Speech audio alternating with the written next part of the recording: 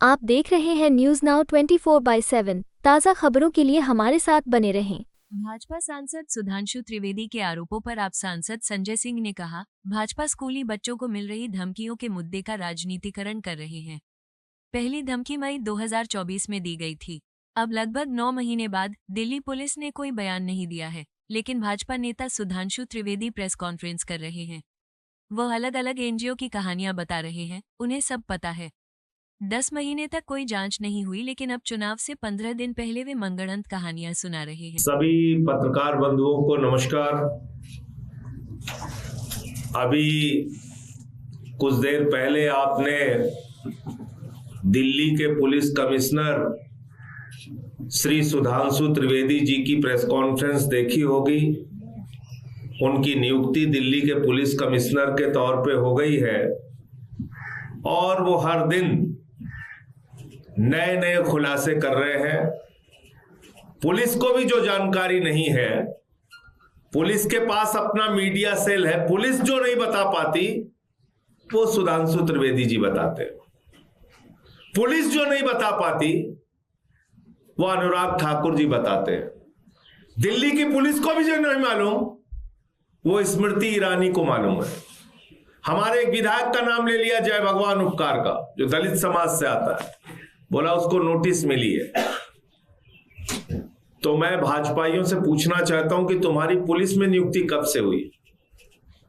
आप छोटे छोटे बच्चों को मिल रही बम की धमकी का राजनीतिक लाभ उठा रहे हो।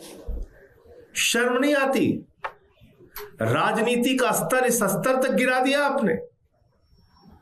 पहली घटना कब हुई दिल्ली के अंदर? बच्चों के स्कूल को बम से उड़ाने की पहली घटना हुई, धमकी की पहली घटना हुई मई के महीने में। मई के महीने में। और आज लगभग 8 महीने 9 महीने बीत जाने के बाद दिल्ली पुलिस की तरफ से कोई प्रयास नहीं किया गया, कोई सबूत नहीं दिए गए, कोई बयान नहीं आया। जब 15 दिन चुनाव का रह गया है दिल्ली का, तो आज दिल्ली के पुलिस कमिश्नर और गलती से भारतीय जनता पार्टी के नेता सुधांशु त्रिवेदी जी प्रेस कॉन्फ्रेंस कर रहे हैं और ये बता रहे हैं पता नहीं कौन कौन सी कहानी, किस किस एनजीओ का हवाला, क्या क्या, इनको सब पता चल गया।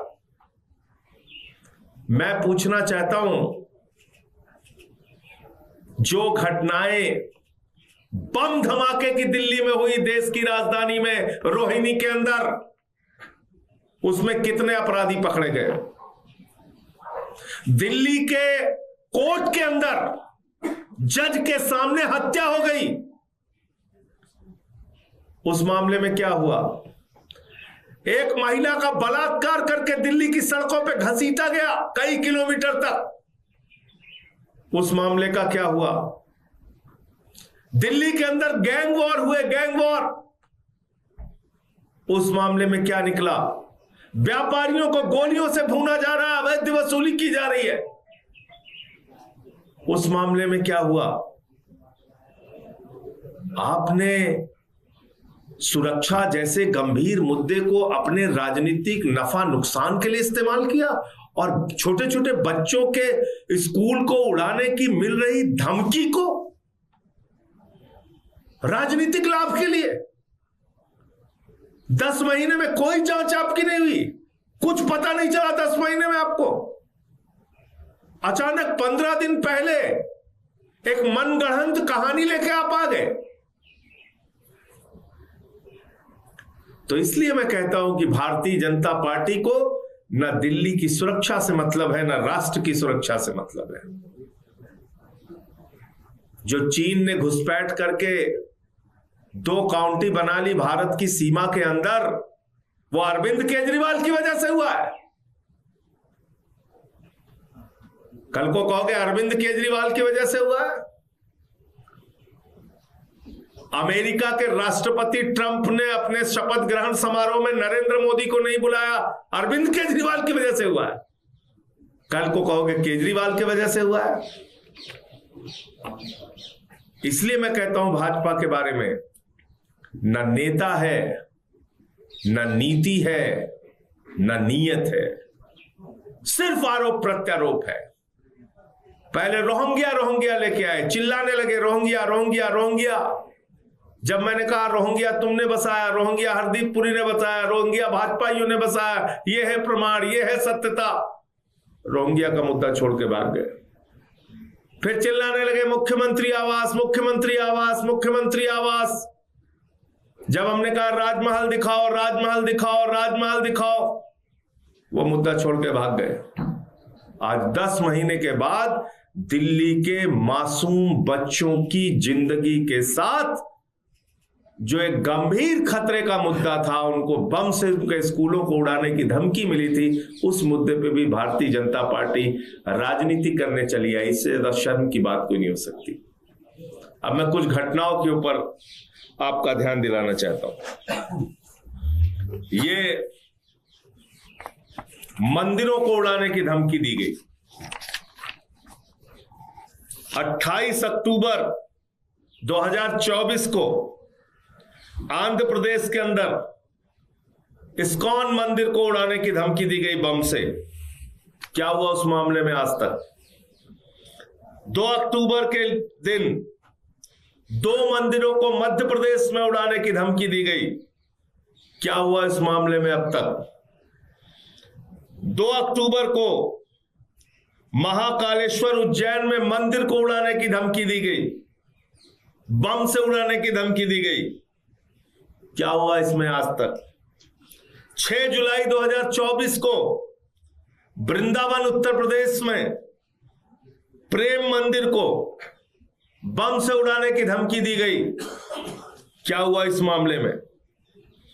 15 अक्टूबर को एयर इंडिया की फ्लाइट, 6 सितंबर को विस्तारा की फ्लाइट, 4 सितंबर को एयर इंडिया की फ्लाइट, 1 सितंबर को इंडिगो की फ्लाइट, 22 अगस्त को एयर इंडिया की फ्लाइट, 17 अक्टूबर को 19 फ्लाइट उड़ाने की धमकी, 21 अक्टूबर को 90 फ्लाइट उड़ाने की धमकी। आप बताइए ये अरविंद केजरीवाल के राज्य में हो रहा है, ये आम आदमी पार्टी के लोग जिम्मेदार हैं। आइए कानपुर उत्तर प्रदेश, 15 मई 10 स्कूल को कानपुर में उड़ाने की धमकी। क्या हुआ इस मामले में? 10 स्कूलों को कानपुर में 15 मई को उड़ाने की धमकी मिली। क्या हो रहा है इस मामले में? तो इसलिए ये अलग अलग स्कूलों को उड़ाने की धमकी, फ्लाइट्स को उड़ाने की धमकी, अलग अलग तारीखों में धमकी। 28 अक्टूबर को 60 फ्लाइट उड़ाने की धमकी, 27 अक्टूबर को 50 फ्लाइट उड़ाने की धमकी, 24 अक्टूबर को 6 फ्लाइट उड़ाने की धमकी। ये सारे मामले हैं। आप मुझे बताइए, क्या देश की सुरक्षा के मामले में भी भारतीय जनता पार्टी इस प्रकार की ओछी राजनीति करेगी? बिना प्रमाण, बिना सबूत, कुछ भी आके बोलना, कुछ भी आके कहना, ये कौन सी राजनीति है? क्या आपको ये भी शर्म नहीं आई कि दिल्ली के मासूम बच्चों का विषय है और हमने इस मुद्दे को उठाया था? अमित शाह के विफलता पर, अमित शाह की दिल्ली पुलिस की सुरक्षा अमित शाह के अधीन है, उस पर एक जवाब, एक कार्रवाई आपके पास नहीं। आपको 10 महीने के बाद, चुनाव के ठीक 15 दिन पहले यही ड्रामा याद आया और दिल्ली का पुलिस कमिश्नर कुछ नहीं बोल रहा। दिल्ली का मीडिया सेल पुलिस विभाग का वो कुछ नहीं बता रहा है। कौन बता रहा है? नवनियुक्त दिल्ली के पुलिस कमिश्नर सुधांशु त्रिवेदी जी, वो दिल्ली के पुलिस कमिश्नर हो गए। स्मृति ईरानी जी महिला पुलिस कमिश्नर हो गई, वो बोल रही हैं। अनुराग ठाकुर को ज्वाइंट सीपी बना दिया गया, वो बोल रहे हैं। अरे तुम लोग अपने दफ्तर में रिपोर्ट तैयार करते हो, कहां से लेके आते हो भाई? कहां से लेके आते हैं आप लोग? क्यों आप कानून व्यवस्था जैसे गंभीर मुद्दे पे ओछी राजनीति कर रहे हैं? तो मुझे इतनी बात कहनी थी। आपका कोई प्रश्न हो तो आप पूछ सकते हैं।